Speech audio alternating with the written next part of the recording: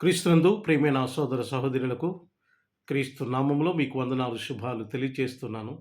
దేవుడు మనల్ని ప్రేమించి ఆశీర్వదించి దీవించి మరొక నూతన దినాన్ని మన జీవితాల్లో అనుగ్రహించినందుకు దేవునికి ఎన్నో స్తుతులు స్తోత్రాలు చెల్లిస్తున్నాను. ప్రియులారా, ఈరోజు మిమ్మలను ఈ రీతిగా కలుసుకోవడము నేను దేవునికి స్తుతులు చెల్లిస్తున్నాను. నేను చాలా సంతోషిస్తున్నాను. మీరు కూడా ఈ యొక్క వీడియో మెసేజ్ ద్వారా దీవించబడుతున్నారని, ఆశీర్వదించబడుతున్నారని నేను ఆశిస్తున్నాను. మీరు అలా చేస్తున్నట్లయితే దేవునికి స్తోత్రాలు చెల్లించండి. ఈరోజు మరొక వాక్య భాగంతో మనము బలపరచబడదాం, దీవించబడదాం, జ్ఞానంతో నింపబడదాం. ఈ లోకంలో మనం ఎలా జీవించాలనేది మన వాక్యము ద్వారా తెలుసుకుందాం.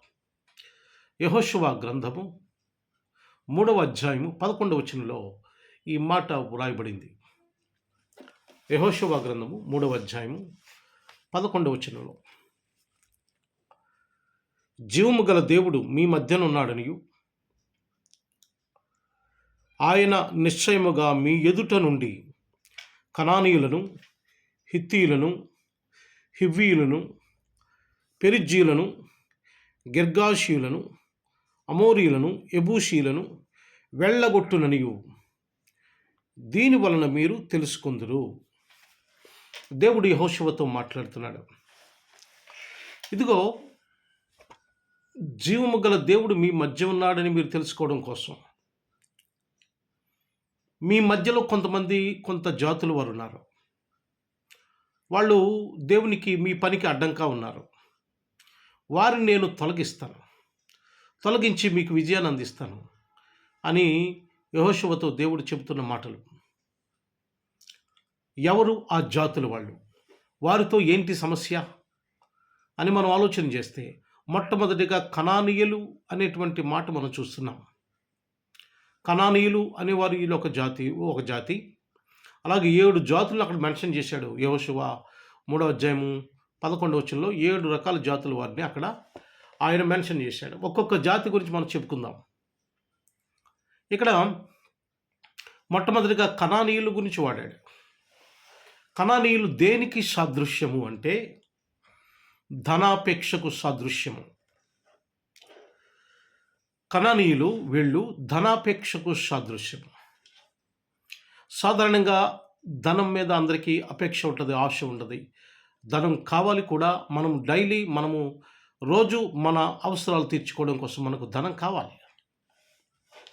కానీ ఇక్కడ అర్థం ఏమిటంటే, ధనాపేక్ష అంటే దురాశ. ధనము మీద దురాశ. ఎవరైతే దురాశకు ఎక్స్ట్రీమ్ లస్ట్ అనొచ్చు మనం దీన్ని.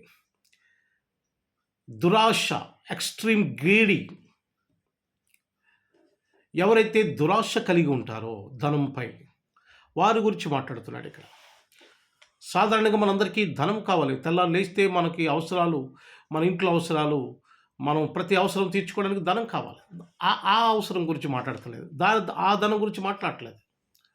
ఈ కనానీయులు అనేవాళ్ళు ధనము పైన దురాశ కలిగిన వాళ్ళు, అక్రమంగా ధనాన్ని సంపాదించాలనుకునేవాళ్ళు, అక్రమంగా పైకొచ్చేయాలని అనుకునేవాళ్ళు, సక్రమంగా కాదు, అక్రమంగా త్వరగా ధనవంతులైపోవాలని వీళ్ళు ఆశపడుతున్న జాతి ఈ కనానీయులు. అందుచేత ఇటువంటి ప్రజలను మీ దగ్గర నుంచి నేను తీసేస్తాను, వెళ్ళగొడతాను, అప్పుడు మీకు విజయం వస్తుందని యెహోషువతో దేవుడు చెబుతున్న మాటలు. ప్రియులారా, మనము ధనముపై ఆశ ఉండాలి, కానీ దురాశ ఉండకూడదు. ఆశ అంటే దాని అర్థం మన అవసరాలు తీర్చుకోవడం మట్టుకే ఆశ.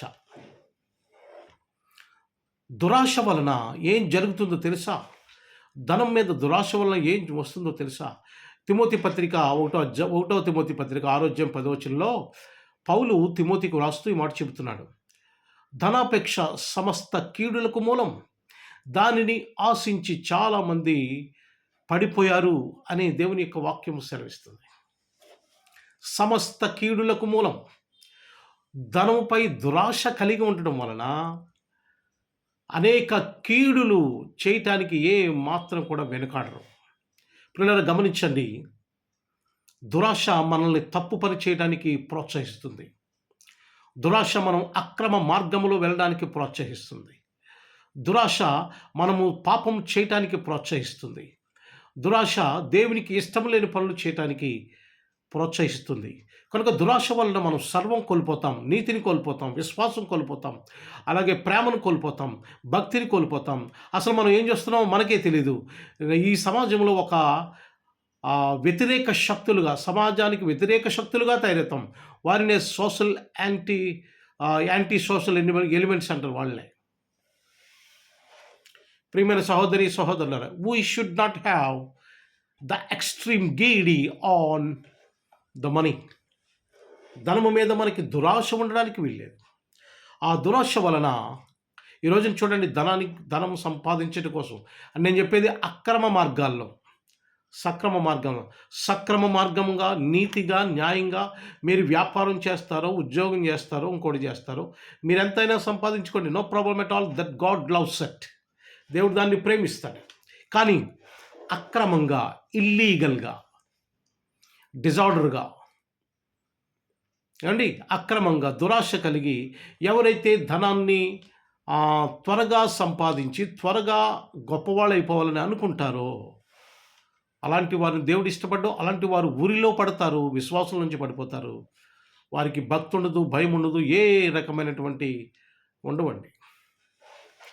కనుక ప్రియమైన సహోదరి సహోదరులారా, మీరు వ్యాపారం చేయండి, ఉద్యోగం చేయండి, లేక ఇంకోటి చేయండి, నీతిగా, న్యాయంగా, ధర్మంగా మీరు ఎంతైనా సంపాదించుకోవచ్చు, ఎంతైనా ధనవంతులు కావచ్చు. కానీ ఇక్కడ చెప్తున్నది ఎవరి కోసం అంటే, అక్రమంగా ఎవరైతే దురాశ కలిగి సంపాదించాలి, త్వరగా పైకొచ్చేయాలి, త్వరగా పైకొచ్చేయాలనే ఉద్దేశంతో అనేక తప్పుల మార్గాల్లో ప్రయాణించి ఎవరైతే దేవునికి వ్యతిరేకంగా వెళ్తారో చూశారో వారి గురించి మాట్లాడుతున్నాడు.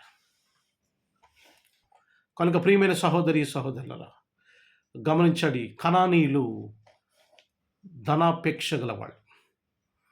అందుచేత వారు దేవుడు వాగ్దానం చేసిన ఆ కనాను దేశంలోనికి వారు వెళ్ళలేకపోయారు. కనానీయులు వారు ఇశ్రాయేలు మధ్యలోంచి వాళ్ళని వెళ్ళగొట్టాడు దేవుడు. కనుక ప్రియమైన సహోదరి సహోదరుడు, దేనిపైనైనా మనకి ఆశ ఉండడం సహజం. మానవులుగా ఆశ ఉంటుంది, కానీ దురాశ ఉంటుంది చూశారు, అది చాలా ప్రమాదము. అది మనల్ని దేవునికి మనకి మధ్య చాలా అగాధం సృష్టిస్తుంది. అగాధం సృష్టించి పాపం చేయడానికి ప్రోత్సహించి దేవునికి దూరం అయిపోయేలాగున మనల్ని చేస్తుంది. ఇస్కరియోతుని యూదా ఒకసారి జ్ఞాపకం చేసుకోండి. అతనికి ధనానికి లోబడిపోయాడు, ధనానికి ఆశపడి దురాశకు వెళ్ళిపోయాడు. అలాగే దేవునిని అంటే యేసు ప్రభు వారిని ఆయన డబ్బుకి అమ్మివేశాడు. ఆ రోమా సైనికులతో కుతంత్రం కలిగి ఆ రోమా సైనికులతో చీకటి ఒప్పందం చేసుకున్నాడు. తద్వారా ఏమయ్యాడు తెలుసా? తనకు తానే ఉరి వేసుకుని చనిపోయాడు అతను. కనుక ప్రియమైన సహోదరి సహోదరులారా, మనం ఎంతవరకు ఉండాలో అంతవరకే ఉండాలి. దేవుడు మనం ఎంతవరకు దీవిస్తే అంతవరకు మనం వెళ్ళాలి. అంతే తప్ప దురాశ కలిగి అవతల వాళ్ళది ఆక్రమించుకొని, అవతల వాళ్ళది అక్రమంగా వెళ్ళి బోకరించి భయపెట్టి మనల్ని సొంతం చేసుకుంటారు చూశారు, అలాంటి వారిని గురించి మాట్లాడుతున్నాడు. నిజంగా దేవుడు తీర్పులోనికి వస్తారు ఇలాంటి వాళ్ళందరూ కూడా. దీవించబడాలంటే, ఆశీర్వదించబడాలంటే ధనము మీద దురాశ కలిగి ఉండకూడదు. దేవుడు నువ్వు నిజంగా ధనవంతుడు కావాలంటే, ఐశ్వర్యవంతుడు కావాలంటే, నువ్వు నీతిగా పని చేసుకుంటున్నప్పుడు, వ్యాపారం చేస్తున్నప్పుడు, ఉద్యోగం చేస్తున్నప్పుడు తప్పకుండా దేవుడు నిన్ను ఐశ్వర్యవంతులు చేస్తాడు. అందులో సందేహం లేదు. ఎందుకంటే God is the God of richness. దేవుడు ఐశ్వర్యవంతుడు. కనుక ధనాపేక్ష అంటే దురాశను విడిచిపెట్టండి. దేవునికి నమ్మకంగా ఉండండి. దేవుడు మిమ్మల్ని దీవిస్తాడు, ఆశీర్వదిస్తాడు. ఆమేన్. ప్రార్థన చేసుకుందాం. ప్రేమ గల మా ప్రియ పరులకు తండ్రి, మీ ఘనమైన శ్రేష్టమైన నామానికి వందనాలు, స్తోత్రాలు, స్తుతులు చెల్లిస్తున్నాను. మమ్మలను ప్రేమించి, దీవించి, ఆశీర్వదించి, బలపరిచి, మీ దీవెనలతో నింపి, ఆత్మీయ ఆశీర్వాదాలతో నింపి, మీ కృపలో భద్రపరిచి, సహాయ సహకారాలు అందించి, ఈ నూతన దినము మా జీవితాల్లో మీరు అనుగ్రహించి వందనాలు ప్రభు. దేవా, ఇదిగో ఈ యొక్క నూతన దినములో మా యొక్క పనులు, మా ప్రయాణాలు, ఉద్దేశాలు, కార్యములన్నీ సఫలం చేయమని, దీవించమని, ఆశీర్వదించమని, బలపరచమని, మీ మెండైన దీవెనలు ఆశీర్వాదాలు కుమ్మరించమని, సహాయ సహకారాలు అందించమని ప్రభా, మీ యొక్క కృపా కాపుదల అనుగ్రహించి విజయం చేకూర్చమని, మీరే ఘనత మహిమ ప్రభావములు పొందమని ప్రభు అయిన యేసుక్రీస్తు నామమున అడిగి వేడుకుంటున్నాము తండ్రి.